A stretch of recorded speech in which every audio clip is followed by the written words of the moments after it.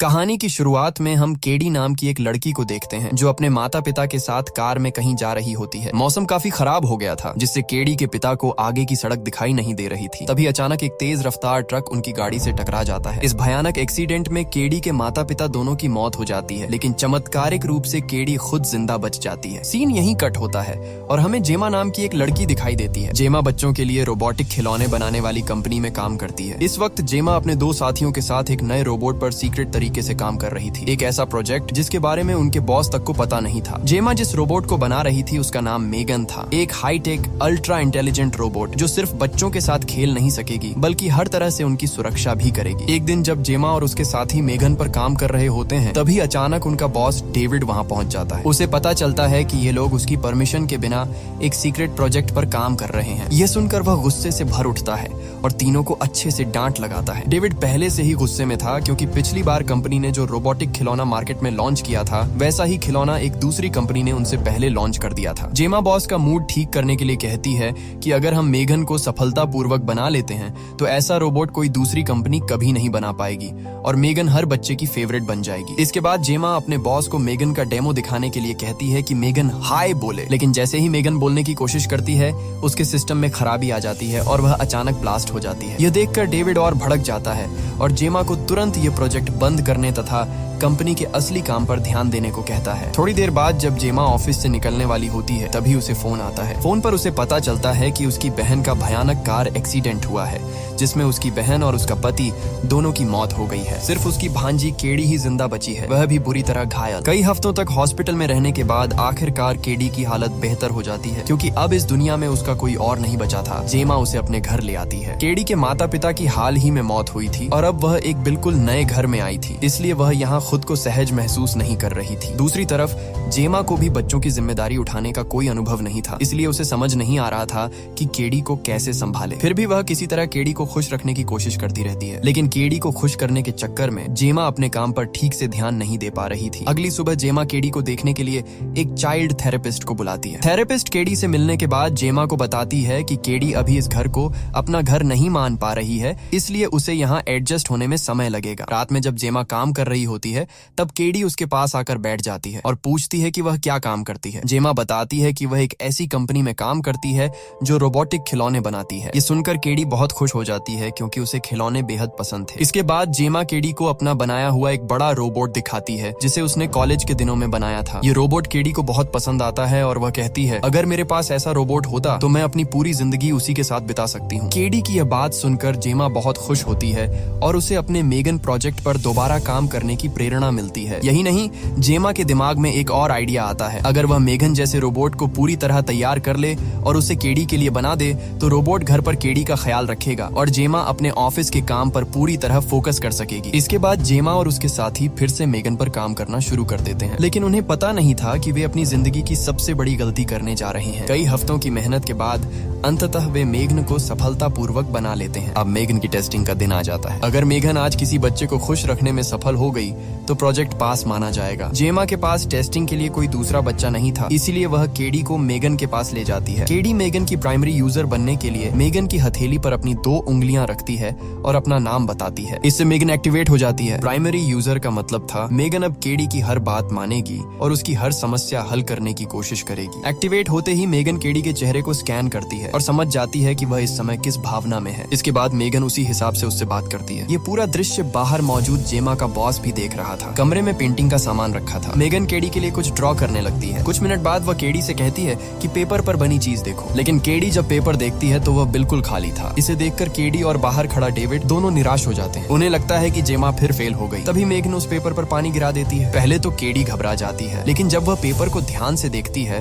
तो वह हैरान रह जाती है क्योंकि पानी गिरते ही पेपर पर मेगन द्वारा बनाई गई खूबसूरत पेंटिंग उभर आती है। केडी को ऐसा लग रहा था कि मेगन ने उसकी हूबहू तस्वीर बनाई है। यह देखकर केडी खुशी से झूम उठती है और साथ ही जेमा का बॉस डेविड भी बेहद खुश हो जाता है। वह जेमा की मेहनत और उसके बनाए हुए मेगन रोबोट की खूब तारीफ करता है और कहता है कि अब हम इस रोबोट को मार्केट में उतारेंगे और इससे ढेर सारा पैसा कमाएंगे। वह जेमा से कहता है कि मेगन को जल्दी से पूरी तरह तैयार कर लो ताकि हमारा चेयरमैन भी इसे लॉन्च करने की इजाजत दे दे। इसके बाद जेमा मेगन को अपने घर ले आती है। घर में कदम रखते ही मेगन आसपास की हर चीज को स्कैन करने लगती है ताकि वह उस घर के माहौल और चीजों को समझ सके। अब मेगन का एक ही उद्देश्य था, केडी का हर तरह से ख्याल रखना। मेगन केडी की हर छोटी बड़ी चीज में मदद करती है। वह उसे होमवर्क कराती है, उसकी गलत आदतों को सुधारती है, रात में उसे कहानियां सुनाती है। अब केडी अपना पूरा वक्त मेगन के साथ बिताने लगी थी और उसकी जिंदगी में मेगन की मौजूदगी ने उसे बहुत खुश कर दिया था। साथ ही जेमा को भी अब काफी फ्री टाइम मिलने लगा था। एक दिन केडी अपने तीर कमान से खेल रही थी कि अचानक उसका तीर पड़ोसी के घर जा गिरता है। केडी ने मेगन से तीर वापस लाने को कहा। जेमा के घर और पड़ोसी के घर के बीच एक छोटा छेद था। जब मेगन तीर खोजने के लिए स्कैन करती है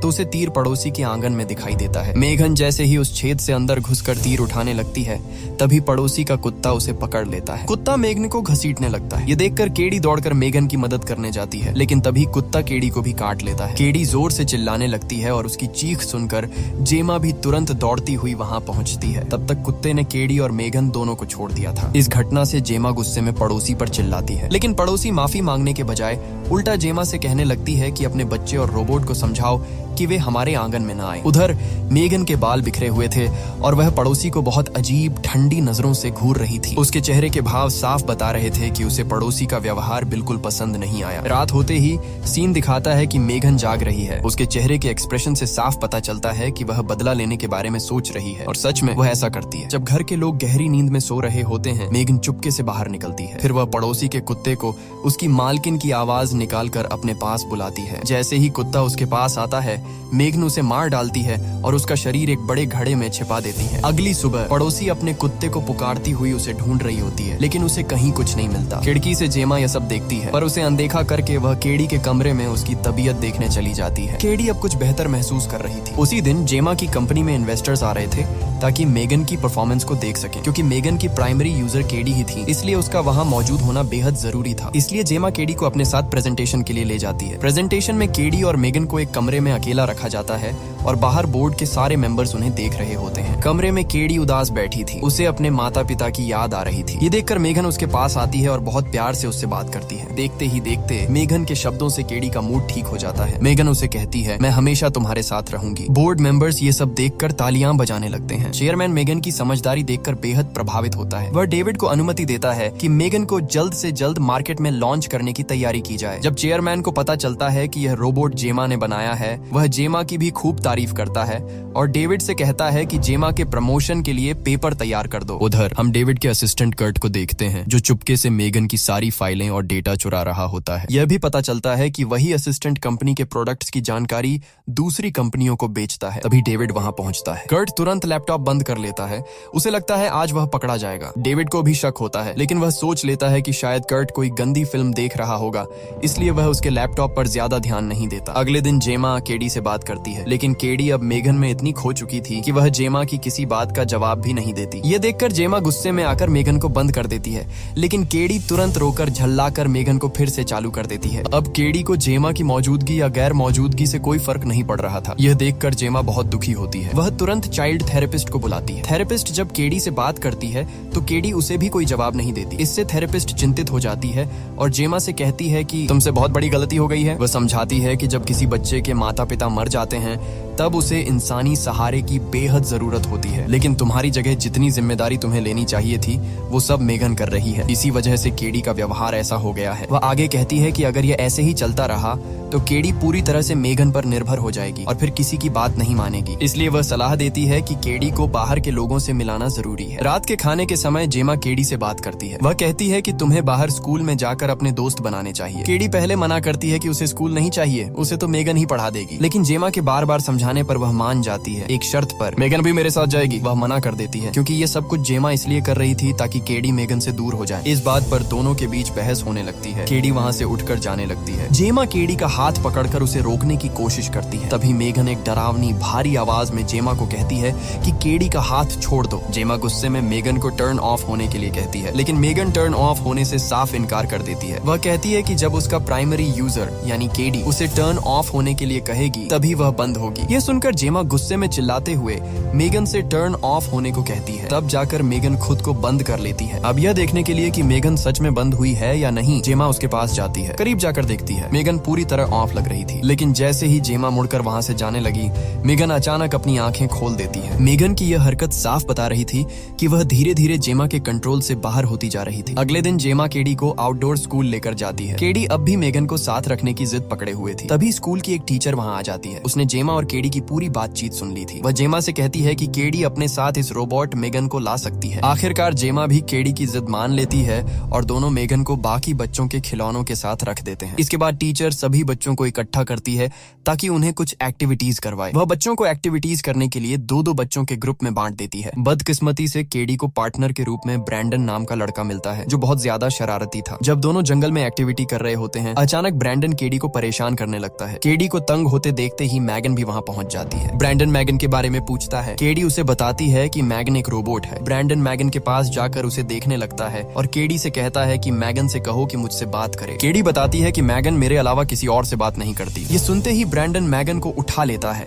और उसे लेकर जंगल की तरफ भाग जाता है। वह मैगन को जंगल के एक सुनसान हिस्से में ले जाकर जोर से जमीन पर पटक देता है। इसके बाद वह मैगन से बात करने की कोशिश करता है, लेकिन जब मैगन कोई जवाब नहीं देती तो वह उसे मारने लगता है। अब मैगन अपना असली स्वरूप दिखाती है। वह ब्रैंडन का कान पकड़कर जोर से खींचती है और उसका कान काट देती है। ये देखकर ब्रैंडन जोर जोर से चिल्लाने लगता है, किसी तरह खुद को छुड़ाकर भागने लगता है। लेकिन अब मैगन उसका पीछा कैसे छोड़ने वाली थी। वह किसी जंगली जानवर की तरह उसके पीछे दौड़ पड़ती है। भागते भागते ब्रैंडन फिसलकर ढलान से लुढ़कता हुआ सीधे सड़क पर जा गिरता है। इससे पहले कि वह उठकर संभल पाता, तभी एक तेज रफ्तार कार उसे कुचल देती है। ऊंचाई से खड़ी मैगन ये सब देख रही होती है। इसके बाद पुलिस सब लोगों से ब्रैंडन की मौत के बारे में पूछताछ करती है, लेकिन उन्हें कोई भी सबूत नहीं मिलता। इसलिए पुलिस इसे एक साधारण एक्सीडेंट मान लेती है। उधर मैगन कार में छिपकर खिड़की से केडी और जेमा को देख रही थी। घर पहुंचते ही जेमा केडी से पूछती है कि जंगल में जो हुआ क्या उसे कुछ पता है। केडी बताती है कि हमने जहां मैगन को रखा था वहां से ब्रैंडन उसे उठाकर जंगल में ले गया था। इसके बाद क्या हुआ मुझे कुछ नहीं पता। वह ये बात छिपा लेती है कि मैगन खुद जंगल में पहुंच गई थी। तभी दरवाजे पर दस्तक होती है। जब दोनों दरवाजा खोलते हैं तो सामने एक पुलिस वाला खड़ा होता है। वह पड़ोसी के गायब हुए कुत्ते के बारे में पूछताछ करने आया था। जेमा बताती है कि उसे कुत्ते के बारे में कोई जानकारी नहीं है। तभी पीछे से पड़ोसी चिल्लाते हुए आती है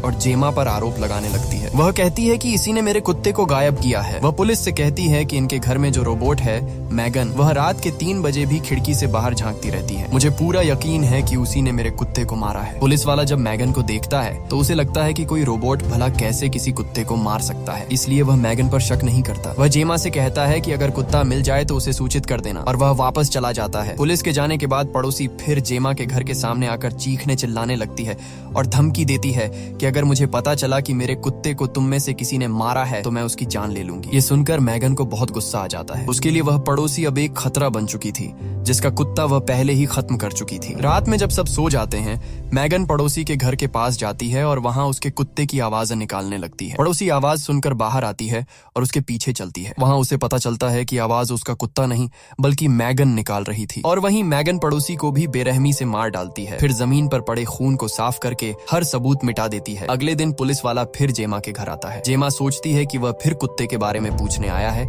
लेकिन इस बार वह पड़ोसी के मर्डर की जांच करने आया था। अब पुलिस को जेमा पर शक होने लगा था। जेमा भी उलझन में पड़ जाती है। पहले स्कूल में वह लड़का ब्रैंडन मर गया जिसने मैगन को जंगल में ले गया था, और अब पड़ोसी की मौत। इन सब घटनाओं से जेमा को मैगन पर शक होने लगता है, इसलिए वह जाकर मैगन के बॉडी में लगे कैमरे की फुटेज देखने लगती है। वही दिन जब वह मैगन को स्कूल लेकर गई थी, वहाँ उसे एक रिकॉर्डिंग दिखती है जिसमें ब्रैंडन मौजूद था। लेकिन इससे पहले कि जेमा वह रिकॉर्डिंग पूरी देख पाती, रिकॉर्डिंग अचानक बंद हो जाती है और वीडियो फाइल उसी दिन की सभी रिकॉर्डिंग्स के साथ अपने आप करप्ट हो जाती है। ये देखकर जेमा बहुत परेशान हो जाती है कि यह सब अचानक कैसे हुआ। तभी मैगन वहाँ आ जाती है। मैगन को देखते ही जेमा समझ जाती है कि यह सब उसी का काम है। मैगन खुद भी जेमा को कह देती है कि उसने पड़ोसी और उस लड़के को मार दिया है। ये सुनते ही जेमा उसे टर्न ऑफ करने की कोशिश करती है, लेकिन मैगन टर्न ऑफ होने से इनकार कर देती है। इसके पहले कि मैगन कुछ करे, जेमा उसे एक पेन दिखाती है। जैसे ही मैगन का ध्यान पेन की तरफ जाता है, जेमा चालाकी से उसे टर्न ऑफ कर देती है। इसके बाद जेमा जल्दी से मैगन पर टेप लगाकर उसे पैक कर देती है और गाड़ी में बैठकर फौरन कंपनी ले जाती है। पर यह देखकर केडी नाराज हो जाती है। अपने बेस्ट फ्रेंड को खोने की वजह से वह जेमा पर चिल्लाने लगती है। ऑफिस पहुंचने के बाद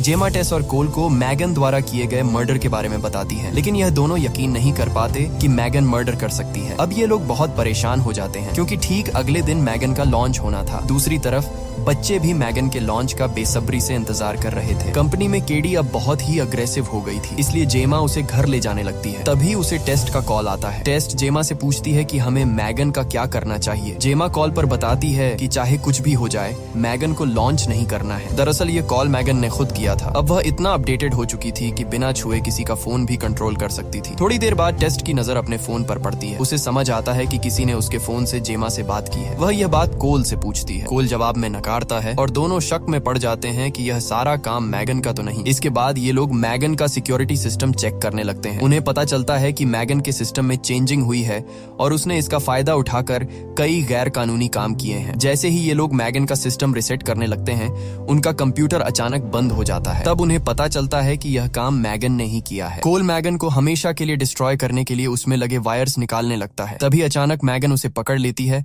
और उसके गले में वायर डालकर उसे मरने के लिए छोड़ देती है। लेकिन टेस्ट जल्दी से वायर काटकर कोल को बचा ले लेती है। बाहर निकलते समय मैगन को डेविड मिलता है। डेविड को देखते ही मैगन एक लोहे की रॉड उठा लेती है और उसके पीछे भागने लगती है। लिफ्ट में उसे डेविड का वही असिस्टेंट भी मिलता है जो कंपनी की फाइल्स चोरी करके दूसरी कंपनी को बेचता था। मैगन पहले डेविड को मारती है और फिर असिस्टेंट को भी बेरहमी से खत्म कर देती है। इसके बाद वह कंपनी से बाहर निकल आती है। वहां खड़ी एक लग्जरियस कार को वह हैक कर लेती है और उसमें बैठकर जेमा से अपना हिसाब पूरा करने निकल जाती है। वहीं जेमा केडी को सुलाकर अपने रूम में जा रही होती है कि तभी पियानो बजने की आवाजें सुनाई देती हैं। जब वह पियानो के पास जाती है तो डर के मारे उसकी सांसें अटक जाती हैं, क्योंकि पियानो बजा रहा कोई और नहीं बल्कि मैगन थी। मैगन जेमा से कहती है, तुमने मुझे बनाने में दिन रात मेहनत की और आज तुम मुझे बंद करने जा रही हो। जेमा कहती है, मैं तुम्हें बंद नहीं करना चाहती थी पर तुमने मुझे मजबूर कर दिया क्योंकि अब तुम एक खूनी बन चुकी हो। मैगन कहती है कि उसने ये सब केडी को बचाने के लिए किया। बातों ही बातों में जेमा फिर से वही पिन दिखाकर मैगन को बंद करने की कोशिश करती है, लेकिन इस बार मैगन जाल में नहीं फंसती। वह जेमा को गले से पकड़कर टेबल पर पटक देती है। जेमा अपनी जान बचाने के लिए पास पड़े पानी के ग्लास से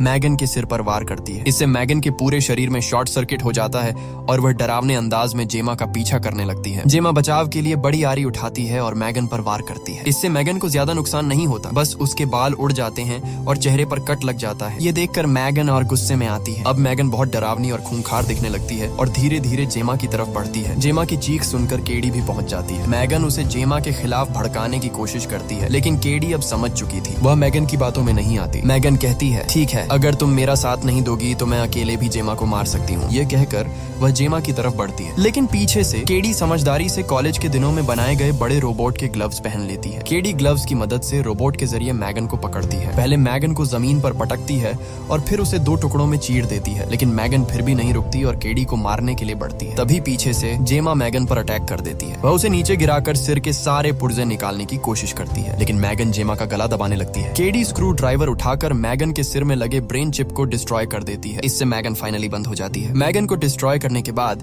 जेमा और केडी घर से बाहर निकलते हैं। बाहर टेस और कोल पुलिस के साथ खड़े होते हैं। जेमा और केडी उनके साथ चली जाती है। मूवी के अंत में दिखाया जाता है कि मैगन ने पहले ही खुद को जेमा के घर में लगे एआई सिस्टम में अपलोड कर रखा था। कहानी यहीं समाप्त होती है। अगर आपको यह वीडियो पसंद आया हो तो हमारे चैनल को सब्सक्राइब और वीडियो को लाइक जरूर करें। और अगर आप इस मूवी का सेकंड पार्ट देखना चाहते हैं तो कमेंट में पार्ट 2 लिखें।